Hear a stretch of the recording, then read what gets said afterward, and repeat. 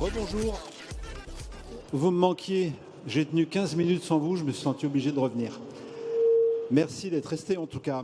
On va parler de recherche, on va parler d'entreprise et on va voir comment recherche et entreprise, grande entreprise, fonctionnent ensemble. J'ai le plaisir d'accueillir Daniel Guénaud pour Schneider Electric et Jean-Luc Moulet pour le CNRS. Messieurs, rejoignez-moi. On va reprendre le fil de nos échanges avec Daniel Guénaud pour Schneider Electric et Jean-Luc Moulet pour le CNRS. Alors on ne va pas du tout parler de ce qu'on a entendu maintenant et on peut comprendre et l'émotion et la motivation, bien sûr. Ce n'est pas la question. Nous allons parler, nous, de la collaboration entre le CNRS et Schneider. J'essaie de ne pas faire tomber le micro, avec quand même une remarque, vous êtes tous les deux très grands. C'est bien la seule fois où je me sens d'une taille à peu près normale. Et rassurez-moi, ça n'a rien à voir avec votre capacité, votre masse critique. Non, hein. Ce n'est pas un critère de recrutement au CNRS ou à Schneider. On est grand, donc on prend très grand. Bon.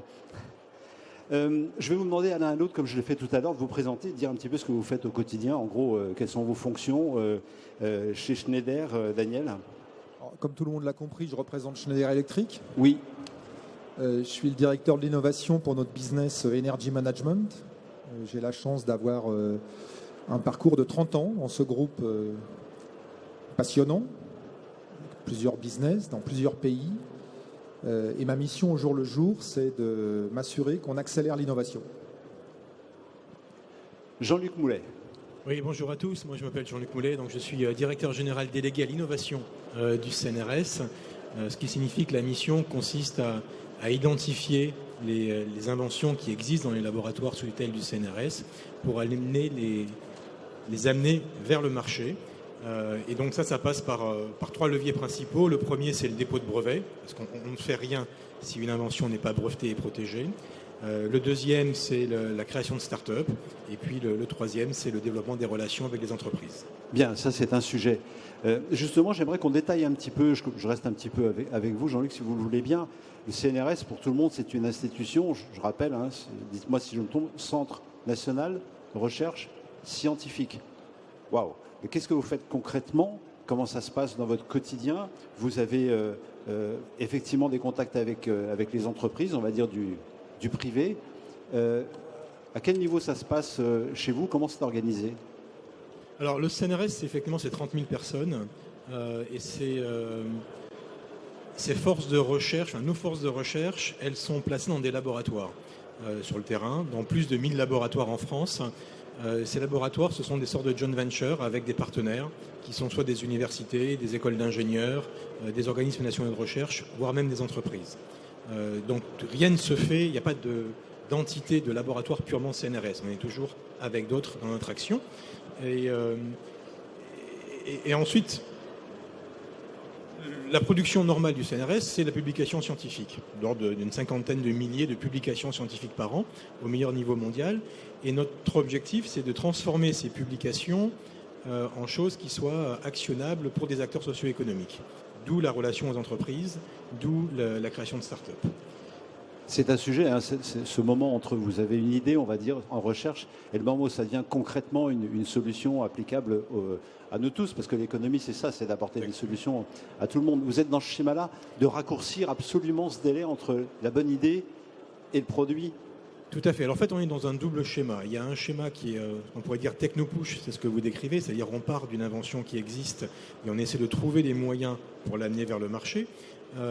Au travers du licensing de brevets, au travers de la création de start-up, mais aussi on est dans une approche inverse qui on caractérise comme étant le market pool, c'est-à-dire qu'on va partir de besoins qui sont exprimés par des entreprises, et c'est très précieux pour nous d'avoir accès à ces informations, d'avoir accès à des préoccupations concrètes de la part d'entreprises, de façon à ensuite pouvoir initier des travaux de recherche sur ces problématiques-là, qui ensuite déboucheront sur des inventions, on l'espère, qui par définition intéresseront les entreprises qui les ont exprimées. Vous avez des labos communs, vous en avez 260 à date et vous avez un objectif de 400 à 5 ans. Ça, vous êtes on va dire en mode compète. On est en croissance complète là-dessus. On crée de l'ordre d'une trentaine de laboratoires communs par an, ce qui fait un tous les 15 jours, ce qui est bien. Ce qui montre que cette formule de laboratoire commun, c'est une formule qui intéresse énormément les entreprises parce qu'elle est souple, on pourra y revenir, et elle permet de faire des choses ensemble en s'inscrivant dans la durée, parce qu'un laboratoire commun, ça dure 4 à 5 ans. Daniel, comment vous travaillez, vous, avec la recherche aujourd'hui, hein, on fait un petit état des lieux. Alors, la première chose, c'est que chez Schneider Electric, travailler en partenariat, c'est vraiment dans notre ADN. Pour commencer, pour faire du business, hein, il y a plus de la moitié de notre chiffre d'affaires qui est réalisé avec des intermédiaires, des partenaires. Donc forcément, on a le même état d'esprit pour l'innovation. Okay. La deuxième chose, c'est que nous, on est convaincus qu'on peut réconcilier le progrès et le développement durable. Donc forcément, ça nous amène à avoir des activités de recherche importantes. Et la troisième chose qui est extrêmement importante dans notre approche, c'est que la plupart de nos partenariats avec le public correspondent à notre volonté d'être un acteur engagé de l'écosystème. Alors on est à Grenoble aujourd'hui, Schneider Electric, un des piliers de Schneider Electric, Merlin-Gérin, c'est 1920. Ouais. Vous êtes plutôt engagé, oui. Donc pour nous, c'est important d'être présent ici à Tech and Face et c'est important de travailler avec l'UGA, avec l'INPG, avec GEM, avec le CNRS au travers de l'UGA, parce qu'on veut être un acteur de cet écosystème. Et c'est cet alignement qui est si caractéristique à cette Silicon Valley à la française, c'est-à-dire qu'on a absolument toute la ligne, toute la possibilité de l'idée de départ au grand groupe ou à l'entreprise qui deviendra un très grand groupe. Bien sûr, et puis on a également énormément de collaborations, on parle du public aujourd'hui, mais avec nos collègues, j'allais dire. Hein. Hier, j'étais avec les gens de Soitec, on travaille avec ST, évidemment. Qui sont là d'ailleurs. Bien sûr. Qui sont là aussi. Donc oui, cet écosystème, il est extrêmement important et je répète, une des motivations du partenariat avec le public, c'est vraiment d'être un acteur engagé. On considère qu'on doit tenir notre rôle dans l'écosystème. Et justement, puisque vous êtes là ensemble, ce n'est pas un hasard, bien sûr, mais on y viendra à la fin de cette discussion. Comment vous travaillez ensemble aujourd'hui? Comment ça se passe? Tiens, par exemple, vous avez un besoin, vous appelez Jean-Luc, vous dites Jean-Luc, j'ai un problème, il faut que tu m'aides. Alors, jusqu'à aujourd'hui, je n'appelais pas Jean-Luc, mais à partir de demain, j'appellerai Jean-Luc. Voilà, vous avez mon autorisation. Voilà, merci pour la connexion. Non, on a énormément de connexions. Encore une fois, je parle de l'écosystème grenoblois. On a énormément de connexions, on discute avec tous nos partenaires. Je dis parfois que c'est peut-être un handicap, c'est-à-dire que cette volonté d'être très présent dans l'écosystème, parfois, c'est un point de vue, nous amène à multiplier les partenariats, alors que ce dont on parle avec Yacine Lacnèche ou avec Jean-Luc, c'est probablement des partenariats plus profonds, plus inscrits dans la durée, comme on en a ici avec le CEA Leti, comme on en a avec l'IRT Nanoelec. Okay, donc, j'ai envie de vous dire, on ne s'interdit rien et je ne crois pas qu'il faille avoir de fausses pudeurs. On est opportuniste sur ce sujet des partenariats. On vient voir le public avec des idées. Le public vient nous voir avec des idées. Donc, on est vraiment dans la relation. Est-ce que ça veut dire, Jean-Luc, un peu à l'image d'un Schneider, quand une entreprise, une société a un problème qu'elle n'arrive pas à résoudre, elle s'adresse à vous, en fait, pardon, je reprends cette métaphore du coup de fil, mais allô, au secours, quoi, j'ai pas de solution. C'est ça qu'on peut attendre de vous? Oui, ça peut se passer comme ça. Ça se passe pas toujours comme ça, mais ça peut se passer. Alors, ça se passe d'autant plus comme ça que l'on parle d'entreprises avec lesquelles on a des relations qui sont établies de longue date, pour lesquelles les gens se connaissent, s'apprécient et ont déjà travaillé ensemble. Donc là, une fois que le contact est établi, c'est relativement simple. Et c'est d'autant plus vrai que les entreprises disposent, alors je parle plutôt des grandes entreprises, disposent d'équipes de R&D internes qui font de la veille scientifique, qui s'intéressent à ce qui se passe dans les journaux scientifiques et dans les publications. Et donc elles repèrent les compétences et elles sont à même de créer des contacts directs. Ensuite, ces grandes entreprises-là, c'est pas la totalité de l'écosystème local ou national. Et vis-à-vis d'entreprises de taille plus petite, des ETI, des PME, des startups, on est plus dans une démarche finalement d'aller au-devant de ces entreprises-là, oui, pour les connaître, pour qu'elles nous connaissent aussi. Parce qu'elles ne nous connaissent pas assez aujourd'hui, c'est ça? Oui, c'est ça. Et puis elles considèrent que le CNRS, c'est inaccessible, c'est pas pour eux, c'est un truc de scientifique un peu... Oui, ce qu'on disait au début, un peu, voilà, c'est pas leur truc. Donc on a vraiment besoin d'entamer finalement une démarche de business development, comme toute entreprise, qui consiste à avoir des personnels qui sont à l'écoute des PME, qui vont les voir, qui leur présentent ce que l'on sait faire, qui essaient de comprendre leurs difficultés, leurs problèmes, d'établir une relation de confiance avec elles, parce que on ne présente pas ces sujets au premier venu, donc ça demande un peu de temps. Et puis faire émerger à partir de là des thématiques scientifiques sur lesquelles on pourra travailler nous et qui vont nous intéresser parce que c'est des sujets qui sont passionnants. Alors justement, juste une dernière question à Jean-Luc Moulet.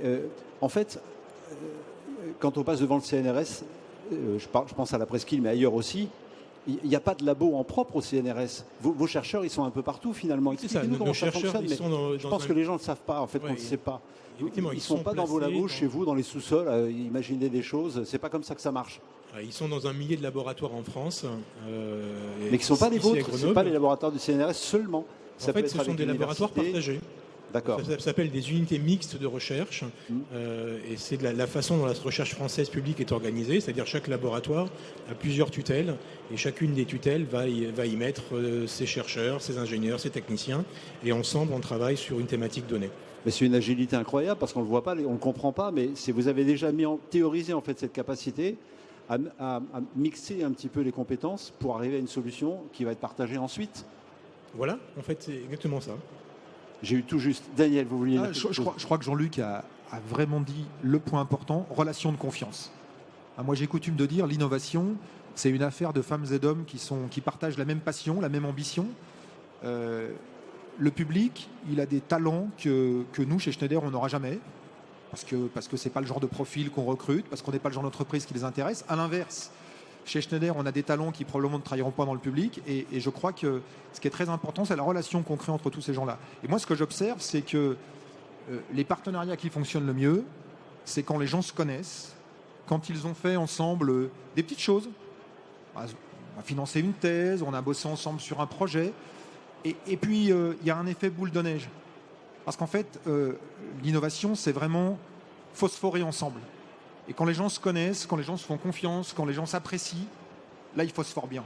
C'est-à-dire que vous allez vous positionner, vous, très en amont, dans un labo qui peut être hébergé à l'UGA ou alors à l'INP ou ailleurs, et que dès l'origine, il y a, je schématise, excusez-moi, quelqu'un de chez vous, quelqu'un du CNRS, un thésard qui n'est ni au CNRS ni chez vous, d'autres peut-être, et tout ce monde-là travaille sur une question que vous avez posée. C'est comme ça que ça marche aujourd'hui. Vous en avez beaucoup des collaborations comme ça? Oui, bien sûr. Le schéma classique, c'est vraiment le thésard. C'est quelqu'un qui travaille au CNRS, que nous finançons. Il y a toujours une arrière-pensée. On espère que ce thésard, à un moment donné, il se dise tiens, je préfère l'industrie à la recherche, et qu'il nous rejoigne. Et on a des succès. Et quand ce n'est pas le cas, c'est jamais très grave. Et voilà, ça c'est vraiment l'exemple typique. Okay, mais en même temps, c'est la brique de base. Bien sûr. Sur cette question, il y a une petite compétition. Le thésard, vous avez envie de le garder s'il est très bon. Vous risquez pas de le perdre à un moment. Comment vous arrivez à l'attirer finalement? En fait, c'est pas un risque de les perdre. Ça participe de la dissémination de la culture scientifique et ça va renforcer les entreprises, donc contribuer au développement économique national. Donc pour nous, c'est pas vu comme étant un risque, mais au contraire comme étant une opportunité. Georges, un thésard qui nous rejoint, c'est un promoteur de la recherche publique dans nos équipes. Donc finalement, on est dans le sujet du jour, bien évidemment. Alors justement, j'ai envie de vous demander, il nous reste quelques minutes. Est-ce que vous, Schneider, aujourd'hui, je vais poser une question à risque, mais ce n'est pas grave. Est-ce que si vous perdez cette capacité de collaborer avec le CNRS, collaborer avec les labos qui ne sont pas chez vous, est-ce qu'économiquement, ça vous met en risque? C'est pas une question économique. C'est quoi alors? C'est pas une question économique. La plupart de nos partenariats avec le public ne sont pas subis. Vous voyez ce que je veux dire? C'est pas parce qu'on n'a pas les moyens d'avoir tel ou tel moyen, c'est parce qu'on ne souhaite pas. Parce que nous, je vous ai dit que les partenariats faisaient partie de notre ADN. Il y a une raison très simple. On sait qu'on ne va pas y arriver tout seul. Et ça représente une grosse part de votre activité aujourd'hui? Non, je ne vais pas mentir, c'est pas une grosse part. C'est beaucoup de choses, mais moi je considère que c'est pas assez gros et ça fait partie de mon boulot de développer ça. Mais très clairement, il y a un certain nombre de sujets, on ne sait pas faire. On ne sait pas faire sans le public aujourd'hui. Parce que nous, on ne fait pas de la recherche fondamentale. On ne sait pas faire ça, ce n'est pas notre job. Ah non, par définition, ça rapporte... Pardon, hein, je vais être un peu... Non, mais par définition, la recherche fondamentale, dans l'esprit de tout le monde, c'est quelqu'un qui a une idée quelque part, c'est super, mais il faut pouvoir la concrétiser. Et c'est votre boulot, vous, de la concrétiser, non? C'est notre boulot de la concrétiser, mais c'est aussi notre boulot, en travaillant avec Jean-Luc et ses équipes, d'identifier les sujets un peu prospectifs sur lesquels il faut travailler. Vous voyez, c'est toute la complexité dans un grand groupe comme le nôtre, qui plus est leader mondial, c'est comment vous gérez proprement l'équilibre entre la gestion du leadership mondial que nous avons et la préparation du futur. C'est ça le casse-tête quotidien. Alors justement, sur les stratégies, je reviens à votre collaboration, il y a forcément des urgences à un moment, c'est-à-dire qu'un marché émerge, vous n'avez pas la solution, d'accord? Combien de temps ça prend de la mettre en œuvre? Et je reprends la métaphore du coup de fil, Jean-Luc, j'ai un problème, là il faut qu'on travaille. En gros, ça prend combien de temps entre le moment où vous décidez de travailler ensemble et la collaboration, elle dure combien de temps en moyenne? Alors, si on parle d'un travail de collaboration un peu substantiel, on va mobiliser des thésards, donc sur des durées qui sont 3, 4, 5 ans.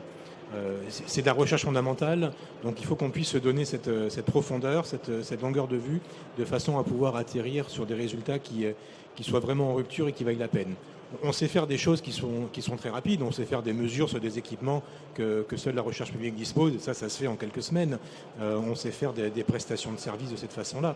En fait, tout va dépendre un petit peu de l'intensité scientifique qui est demandée au travail qui est à réaliser et de la difficulté du sujet. Il y a 2 points. Le premier, pour rebondir sur ce que dit Jean-Luc, je vous dis, on est opportuniste, donc on ne s'interdit rien. Donc on a des thésards, pour moi c'est la brique de base. On a des projets assez courts sur lesquels on travaille. On a des projets, et on peut en parler d'ici la fin de la discussion, de labos communs qui sont là des choses plus long terme. Mais moi, par exemple, récemment, j'ai sollicité le CEA-Leti sur un format pratiquement de consulting. Donc on ne s'interdit rien, c'est la première chose. La deuxième chose, c'est que, je l'ai dit récemment à nos collègues de l'INP, je sais que travailler avec un gros groupe comme le nôtre, ça demande de la patience. Parce qu'en fait, on est un peu des diesels sur le sujet. Vous voyez, il nous faut un peu de temps pour bien concrétiser ce qu'on a envie de faire. On a un certain nombre de contraintes, de formalisme. Par contre, quand c'est parti, c'est parti. Et vous, ce que vous recherchez, justement, c'est ce moment où ça part, et c'est cet ancrage, c'est le message. On arrive à nos... Pratiquement, il nous reste 3 minutes, ce qu'on s'était dit ensemble en préparant ce moment.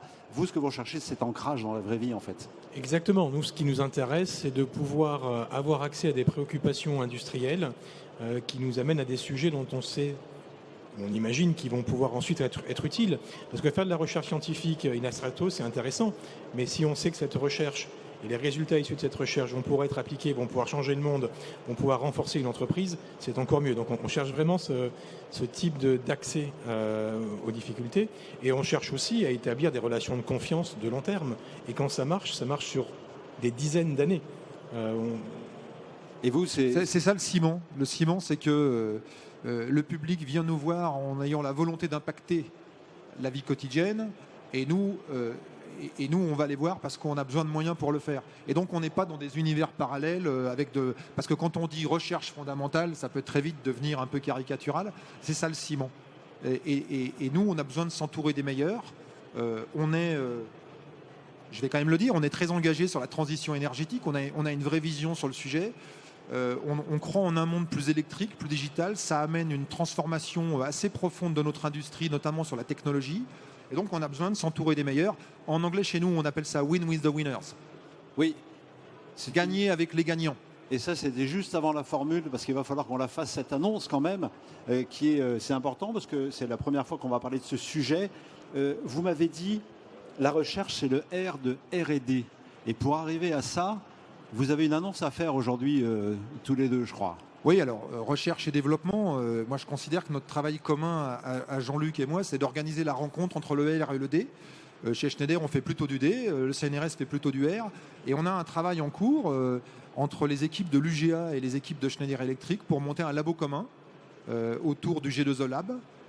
Et justement, sur ce qu'on appelle, nous, le nouveau paysage énergétique, donc les ressources énergétiques distribuées, le cours en continu, l'émergence de l'électronique dans notre industrie. Et donc c'est un labo commun qui est en cours de discussion et très vite de signature. C'est pour quand, Jean-Luc, la signature? Vous n'avez pas le calendrier encore? Je n'ai pas de calendrier précis en tête, mais on parle de quelques semaines. Oui, on s'est dit avec Yacine qu'il ne fallait pas que l'hiver passe, donc on a parlé du mois de mars. Ah, mois de mars. Ah, on ne va pas le signer sur Tech On met un Fest. peu la pression à Laurent Crémilleux qui s'en occupe. On a parlé du mois de mars.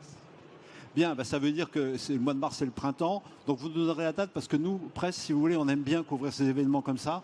Mais on va quand même pouvoir faire l'annonce. Vous permettez qu'on en parle. On va se retrouver côté boulot pour nous parce que notre business, c'est de donner de l'information. Et on va le faire. J'ai été très heureux de vous accueillir. J'ai été très heureux de préparer ce moment avec vous. Et puis après, la vie, vous avez vu, elle nous réserve des surprises. Mais chacun a des choses à dire. Et c'est normal que tout le monde puisse s'exprimer. Jean-Luc, Daniel, Absolument. je vous remercie infiniment. Je vous souhaite un Merci beau à vous. labo commun. Et puis je pense que de toute façon, c'est peut-être pour vous, Schneider, c'est le premier que vous faites en commun, je crois. C'est le premier projet de cette ampleur. C'est ce que je vous disais. On veut à un moment donné faire des projets plus gros. Peut-être moins de projets, mais des projets plus gros. C'est-à-dire que c'est le début d'une belle histoire. C'est la continuation d'une belle La histoire. continuation. Jean-Luc a raison. En fait, on a déjà un certain nombre de relations et de petits contrats, mais là, on passe un cap. Bien, écoutez, je suis ravi d'avoir pu avoir cette annonce avec vous ici. Merci pour votre présence, pour votre patience aussi. La vie Merci, continue. Georges. Merci à vous toutes et tous. Je vous invite à rester pour la table ronde suivante. Merci de nous avoir écoutés.